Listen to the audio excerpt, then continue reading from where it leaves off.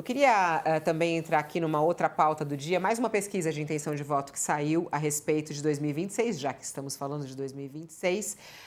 Estamos falando aí de uma pesquisa que mostrou que o presidente Lula lidera com 38% todos os cenários eleitorais de uma pesquisa Ipsos-IPEC, que foi divulgada.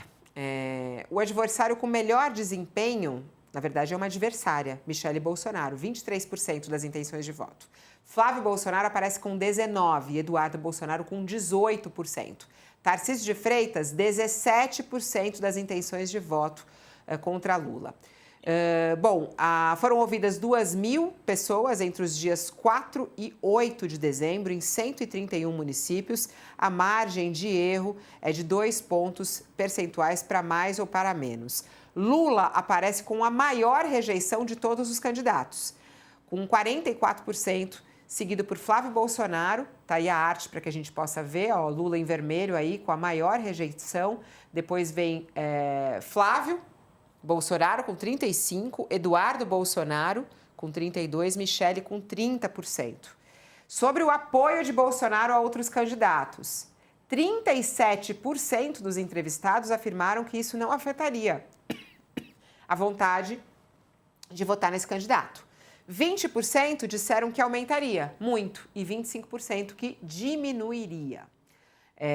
A pesquisa também fez uma pergunta sobre a aprovação ou a rejeição ao governo Lula.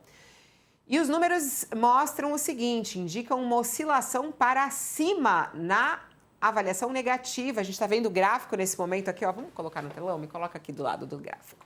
A gente está vendo aqui, ó, mostra. Aqui, ó, em vermelho desaprova, em verde aprova. A gente vê aqui, ó, que desde dezembro de 2024 teve a inversão, né? O aprovar ficou pior do que o desaprova. E assim seguiu. E agora a gente vê que a aprova caiu 2 pontos percentuais e o desaprova subiu 1 ponto percentual.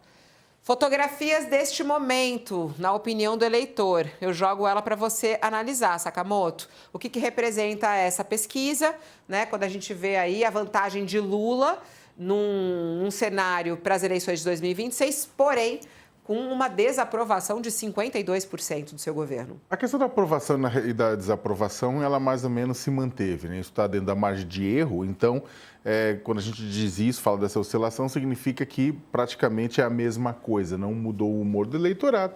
Para o presidente, ele adoraria que tivesse continuado aquela reta de melhora, não aconteceu, está apostando agora nesse início do período eleitoral mais hardcore para poder ter essa inversão.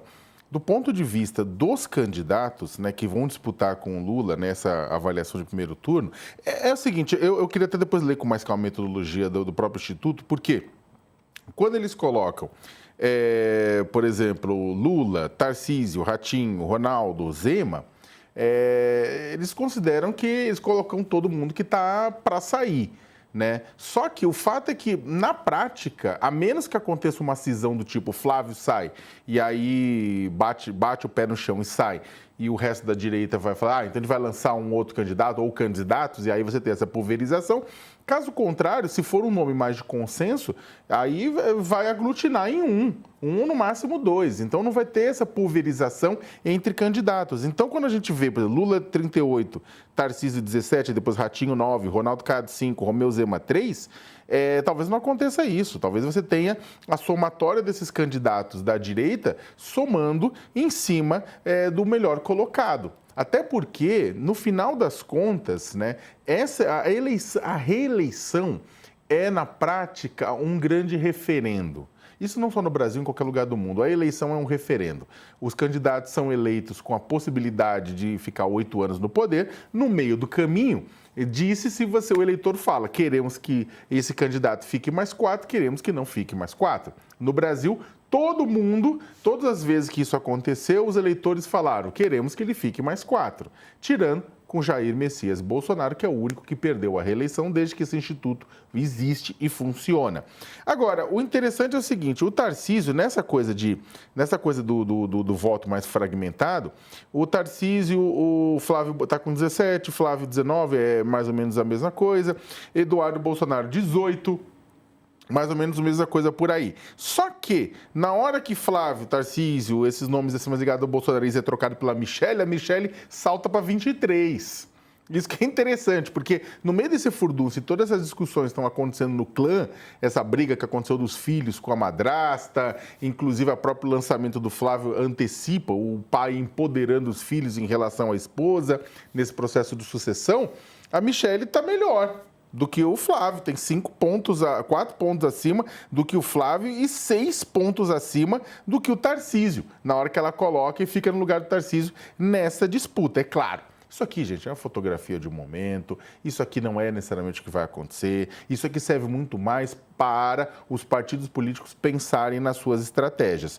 E um ponto é o seguinte, tão importante quanto rejeição é a espontânea. A espontânea é aquilo que eu adoro olhar na pesquisa.